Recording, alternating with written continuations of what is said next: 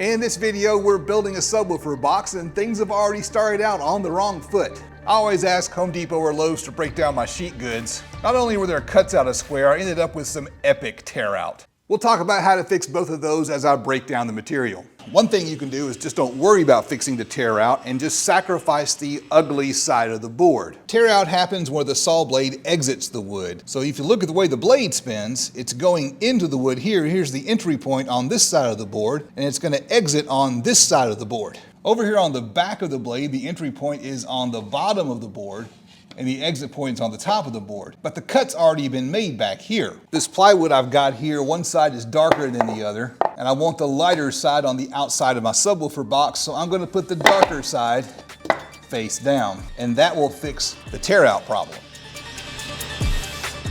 Another thing you can do to minimize tear out is to use a zero clearance insert. Pay close attention to the grain. This is tricky with plywood because the grain's gonna run in different directions depending on how this outer layer was laminated to the plywood. Now this is birch plywood from Lowe's. It's not actually birch, it's pine with a birch veneer. And what has happened here is that veneer has chipped out here, and that's where the tear out is.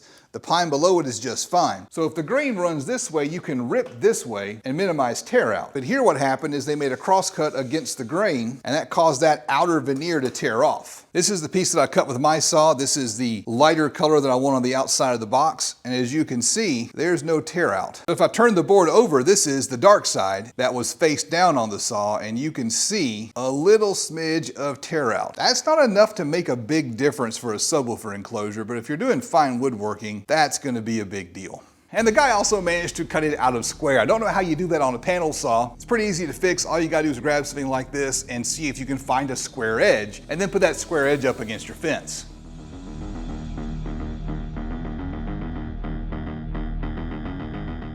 So for the top and the bottom of this box, I had to make 2 rips, and this is the piece that was left over after those rips. On one end, it was yay thick. I don't know how well this shows up on camera, but it's a lot thinner on the other end. So it was out of square by about 1/2 inch over a 48-inch run. But for smaller boards, the difference really isn't that much. This board here is gonna be the back of the enclosure, and I left it out of square on purpose because I wanna show you what that's gonna look like on the final box. And talk about what we can do to fix it. May as well cut some corner 45s while we're at it.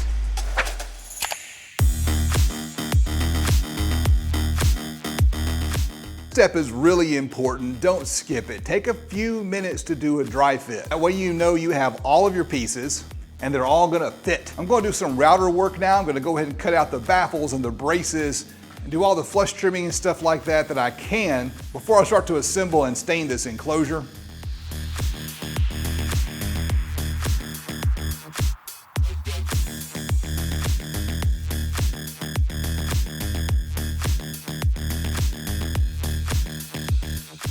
For the speaker cutouts, I'm using some custom rings that I cut with a laser along with a flush trim bit. This is overkill. It's cheaper and faster to use a router with a circle jig. The only main advantage to doing it this way is I've got better dust collection at the router table.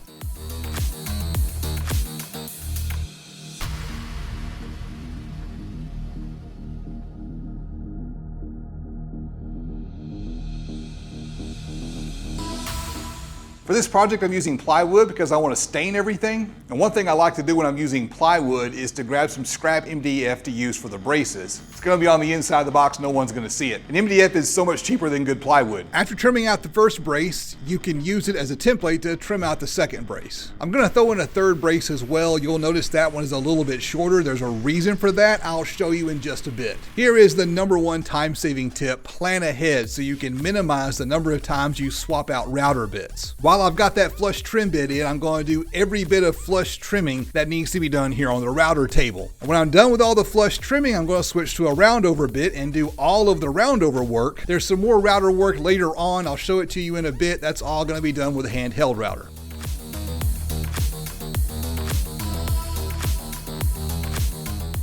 The first thing you want to do is build a thing I call a port assembly. Grab the port, the short side piece, and the short brace, and attach all those together at one time. When you design the enclosure, you want that side wall and that brace to be the exact same dimensions. If you do that, you're going to get proper spacing from the baffle back to the port. And you can ensure that your port's not going to be cattywampus inside the enclosure. Before you grab the wood glue, mock everything up and mark out that brace location. You don't want the brace to interfere with the speaker cutouts. This right here is the best tool for this job. This is a 3D square, and it's the easiest way to transfer marks from one side of the board to another. I didn't catch it on camera, but I did use plenty of wood glue before I started tacking all this together. From there, attach the back to the bottom, and you're going to notice in this shot right here that this bottom piece has a rather large bow. The good news is wood can bend, so you can bend it back into shape.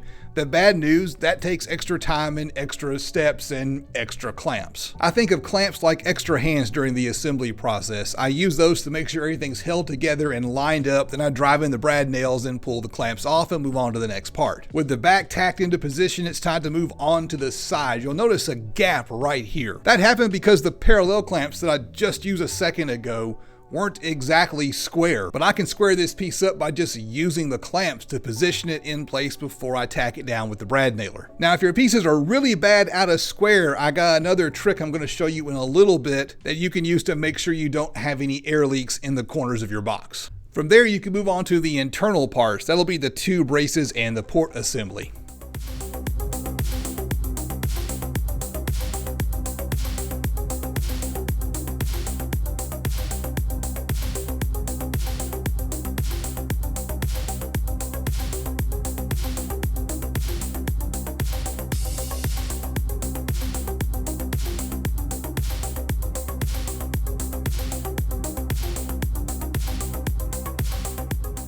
Now you can attach the baffle, and once again I'm taking some extra time and using some extra clamps to get the baffle into position.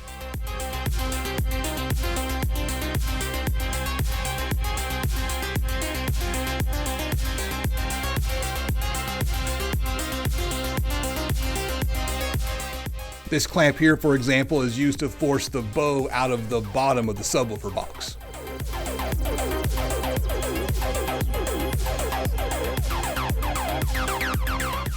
I had a comment under my last subwoofer build saying I should put the baffle on last. Well, you can see in this shot right here, I've already installed the corner 45s. It would be a real challenge to install the corner 45s if you put the baffle on last. That's why I put the top on last.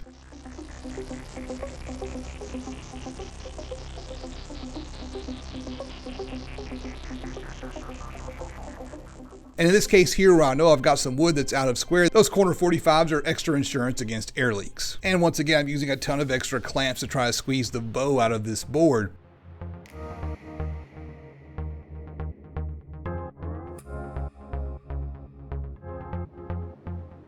Here I'm just throwing on some extra clamps on that top piece to make sure it mates up with the port inside of the enclosure.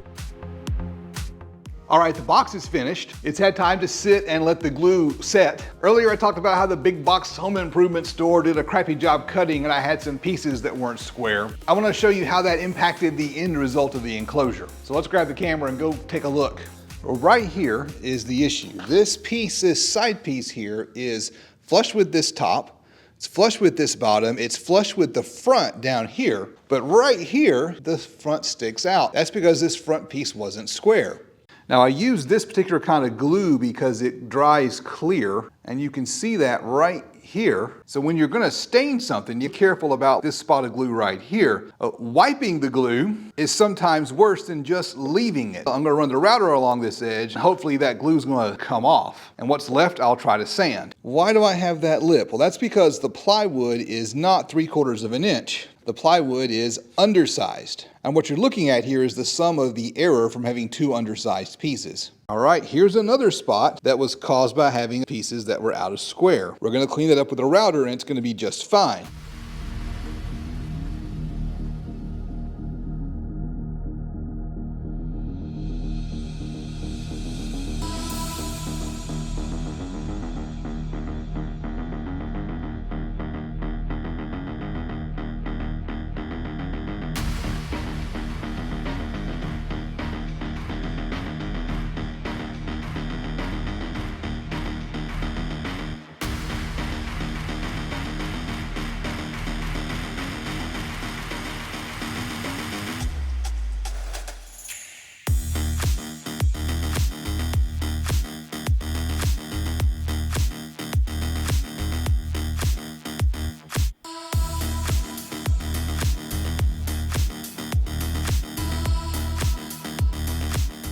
So at this stage, the enclosure itself is assembled. If you want to just wire it up and install the subwoofers, you can do that now. But part of the fun with this is trying to make the box look cool. So I'm going to start sanding it down. Before sanding, you want to fill in any of those nail holes with some wood putty. Typical trick with a sander is to start with a high grit, work your way to a low grit. You can start with something like a 60 or an 80 and then sand with a 120 and then drop down to a 220. And now's a good time to use the sander to give a minor little round over to all the corners, mostly so you don't have any sharp edges. When you sand, make sure you've got a mask on. If you can hook up a hose to your shop vac, that's going to help you out a whole lot. I'm always fighting dust. I want to keep the dust down as much as possible. Okay, that was a lot of sanding. One more step before I start staining. I'm going to put down some pre-stain conditioner.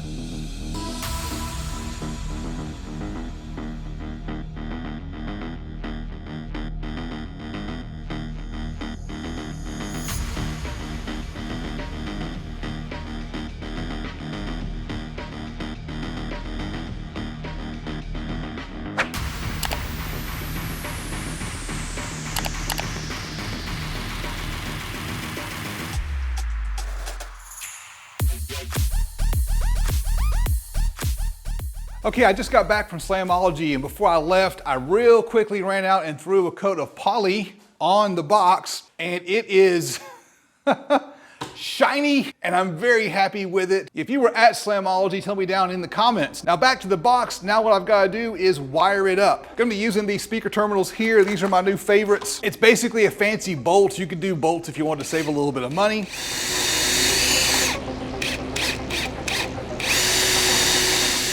And I got a bunch of tear out when I drilled the hole. Sometimes things just don't go as planned. For the subs, I'm using the Savard 6.5. These are the Rap series. There's going to be a ton of wire in the box, so I'm going to figure out the wire management. I don't want the wires flapping around, sounding bad inside the enclosure. These are dual 4-ohm subwoofers, so I'm wiring the voice coils all in series. And then I'm going to wire up all the subwoofers themselves into parallel to get a 1-ohm load at the amplifier. What I recommend you do is solder on some pigtails and then crimp on some connectors. It's a few extra steps, but in this case it's worth doing. I've got a really tight fit between my speaker cutouts and the terminals on the subwoofers. If you do it this way, you're going to decrease the probability of knocking off one of your connectors when you install the subs in the box.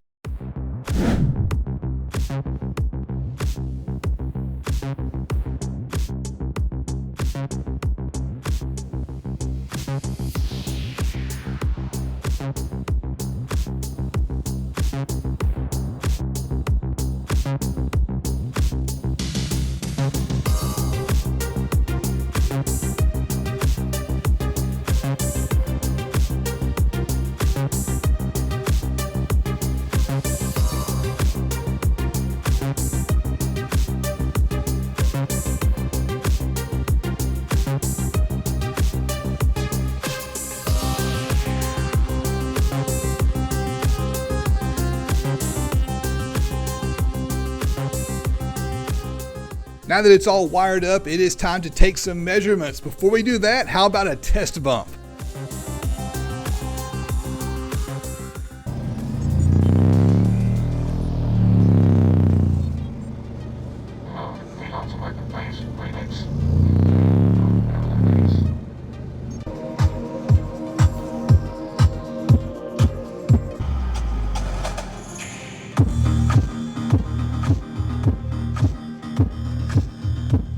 All right, I'm really happy with the way it turned out, and now it's time to take some measurements. But I'm going to do more than just take measurements. I'm going to do a head-to-head test of this quad 6.5 box against this dual 8 box and this single 12 box. Hit the subscribe button right here and ring the bell so you can catch that video. Before I go, I want to say thank you to all of my patrons and channel members, plus a big shout out to $25 and up patrons: Johnny, Timothy, Jonathan, JD America, and Bo. I'm Justin. This is the DIY Audio Guy YouTube channel, and I will see you on the next adventure.